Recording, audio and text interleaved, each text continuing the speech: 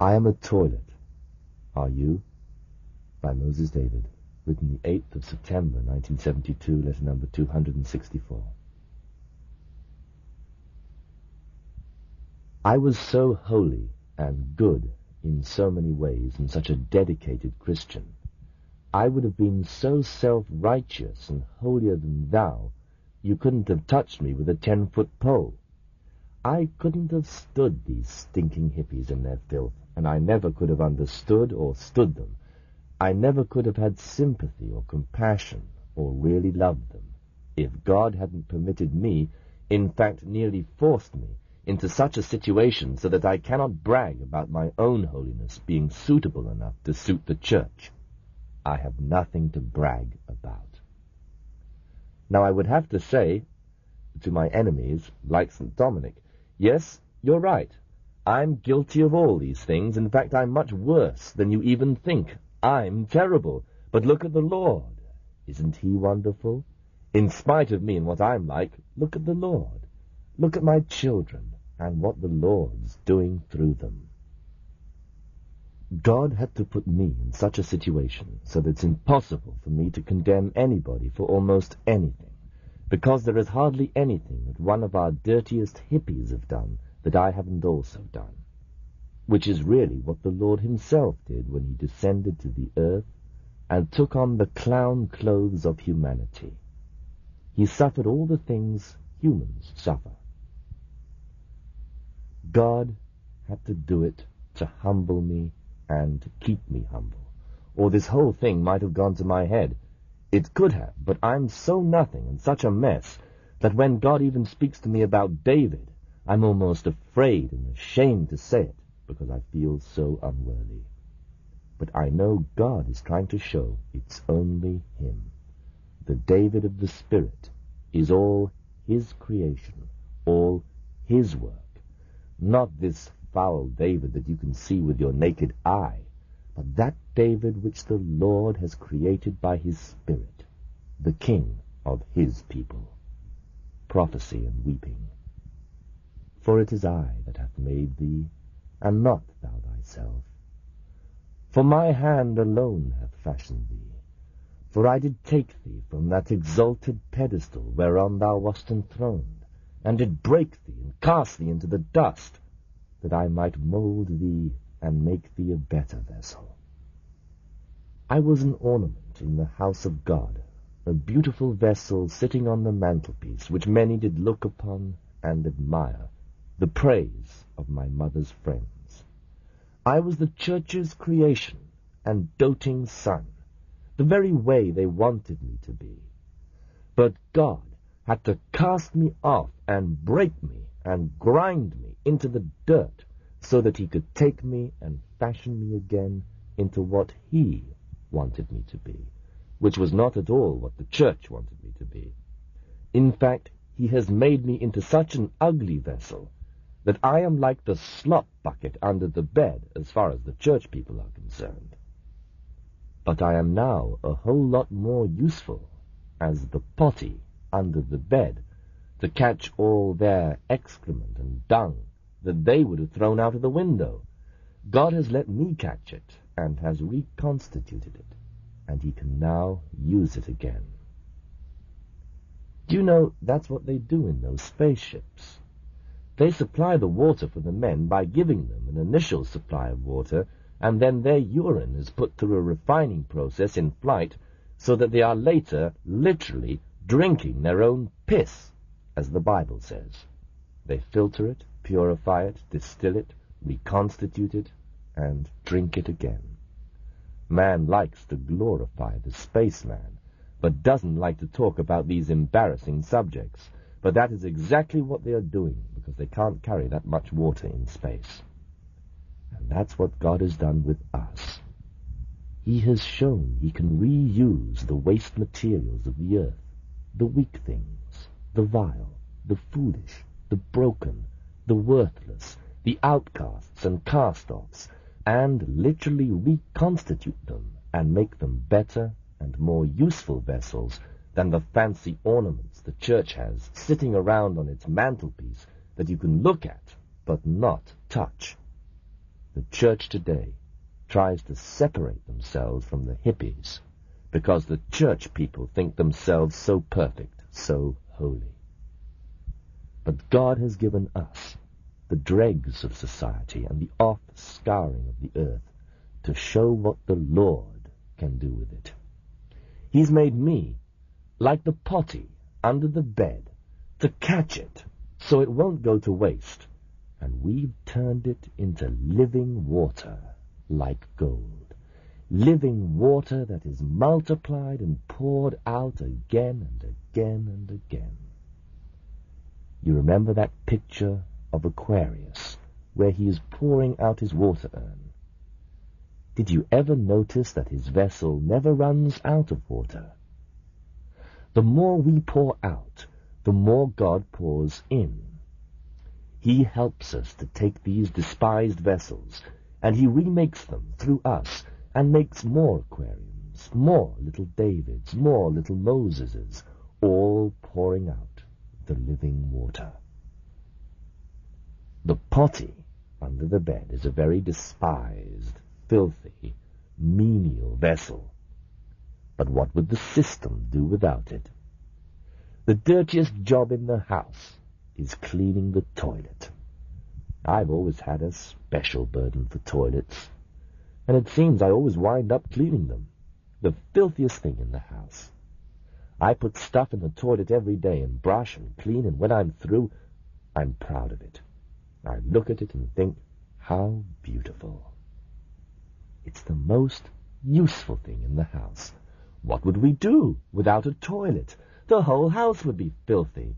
The toilet catches all this off-scouring of the earth, and it sends it down through the pipes into the sewer and through God's reconstitution plant, the filtering of the earth, the sewage disposal plant, where the waste matter is removed and the dirty solids are returned to the earth, sometimes even as fertilizer. The purified water is then released into the rivers and the seas and the lakes and returned to the clouds by evaporation, the final step of purification.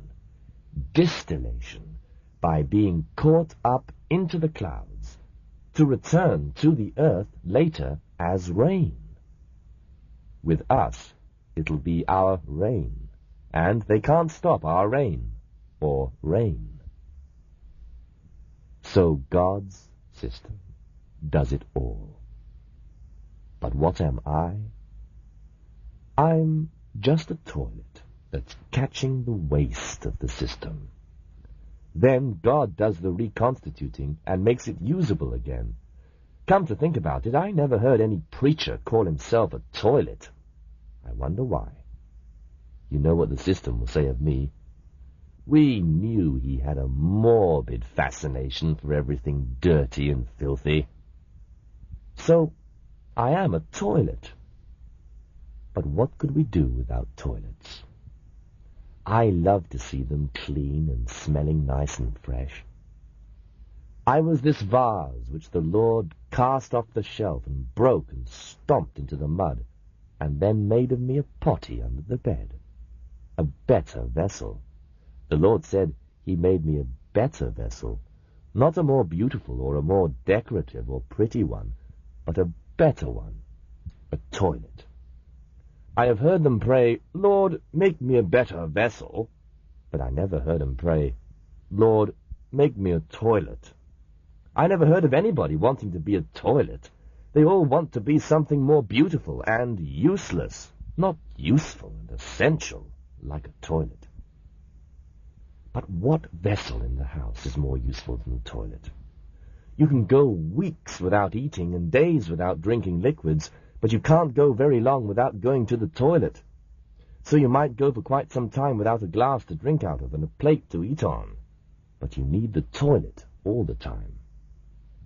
There are many vessels in the house, some to honor and some to dishonor. But which is more needed? The beautiful vase standing as an ornament on the mantel, lovely to the eye, or even the dishes and the pots and pans in the kitchen? No, the most needed vessel in the whole house is the lowly potty, or the toilet. which can you not do without? When the health inspector comes along and checks your house, he doesn't look for the pretty vases or the pots and pans, but there is one vessel that he is absolutely insistent that you must have in your house or available, and that's the toilet. Speaking of vessels, the toilet is the only vessel required by law. God has a great house too. He is the law, and the most important vessel in his house which he requires is the toilet. Now you see, what I say about myself is true about each of you, because we're all in the same ministry, going out and salvaging the waste products of the earth. We are taking the earth's pollution and turning it into fresh and living water, clean and pure. Every one of you is a little toilet, the most essential vessel in God's house. I always wondered why I had such a fascination for toilets. I'm always the one that had the burden to take care of them. I needed to know I was a toilet too, so I wouldn't get exalted. God has made me a toilet. And you know something else about a toilet? It is the one vessel in the house that everybody is ashamed of. They're so ashamed of it that every time they use it, they have to go in and lock the door. They're even embarrassed about using it. Systemites are still ashamed of the toilet and of going to the toilet, just like they're ashamed of me and you. Yet that is the most essential vessel in the whole house. And the most necessary physical function that their body has to perform is going to the toilet. You can die much quicker from not being able to have bowel movements or urinate or eliminate waste matter than from being unable to take food in and new material. You can go longer without the new material than you can without getting rid of the old. You know what's wrong with the world today? They are not taking care of their pollution. The greatest problem in the world today is not even war. It is that they are not able to cope with the pollution.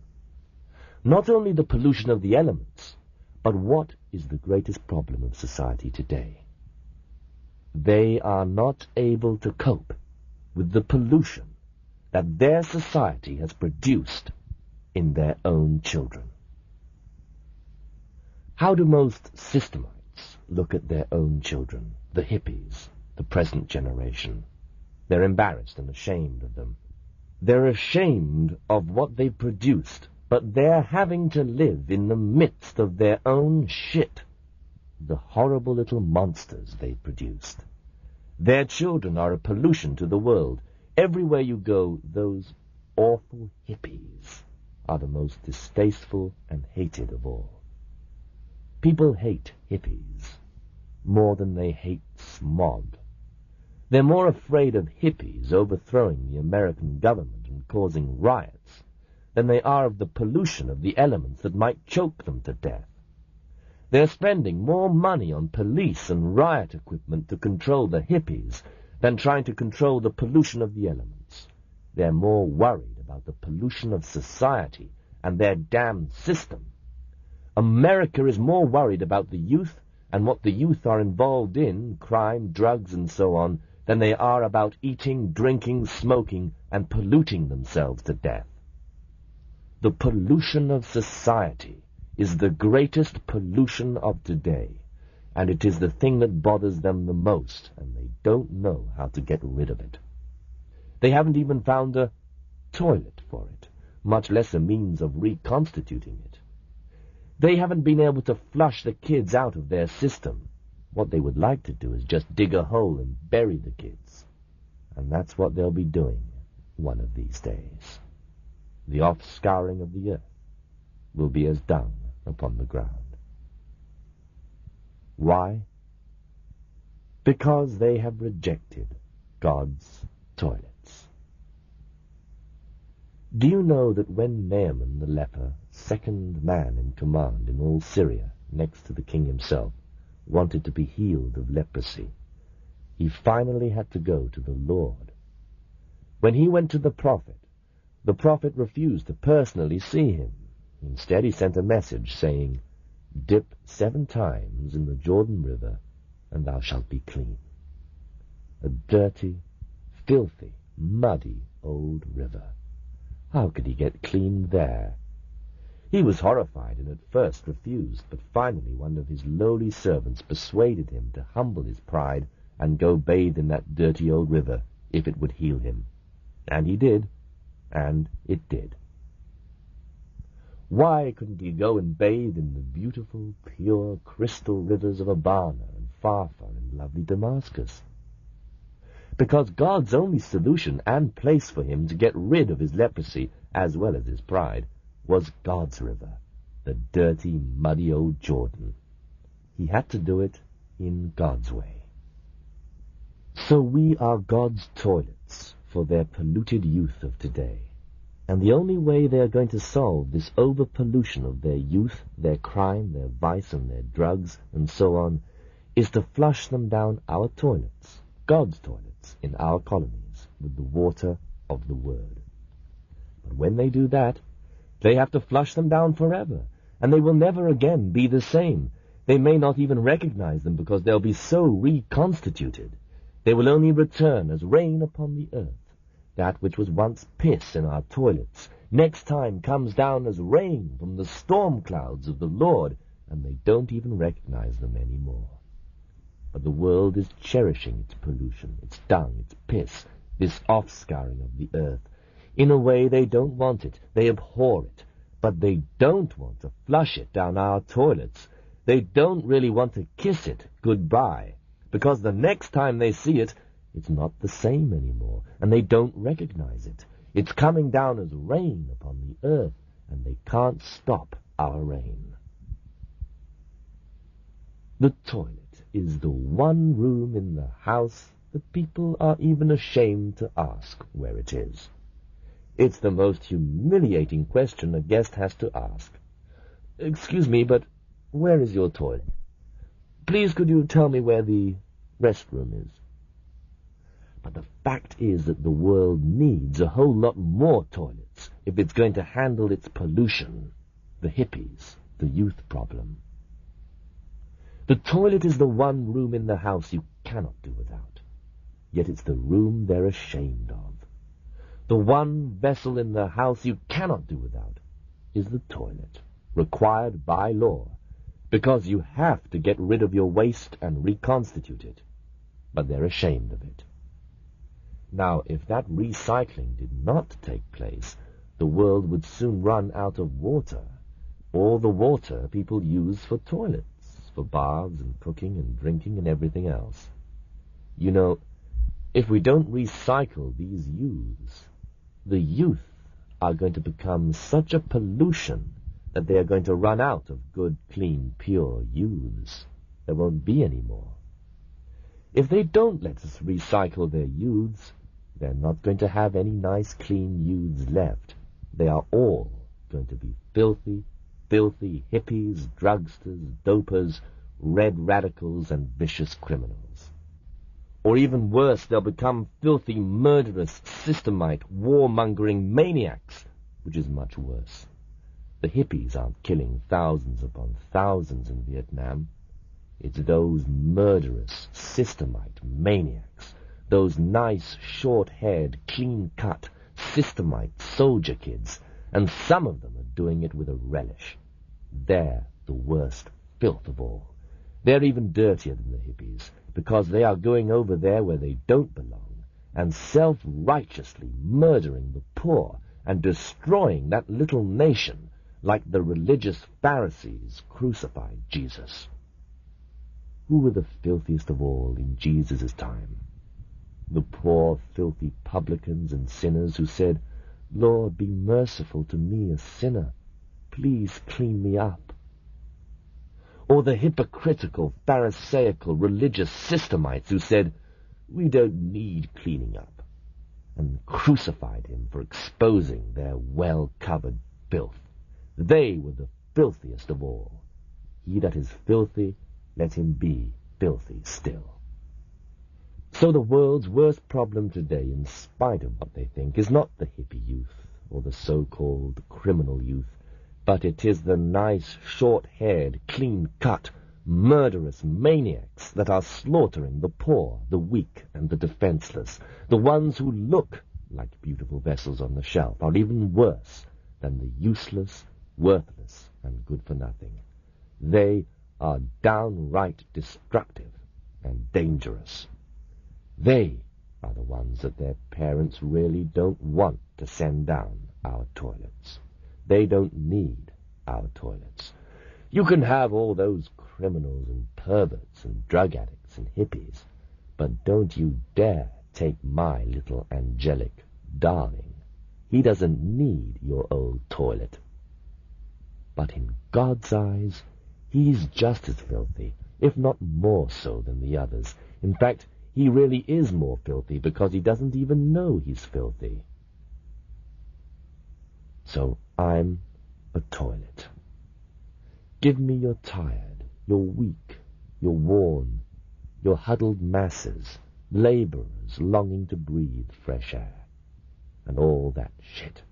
Even the worst and dirtiest have to be relieved, and the lowest unload. Even the nicest, cleanest, prettiest people in the house have to use the toilet. Even Jesus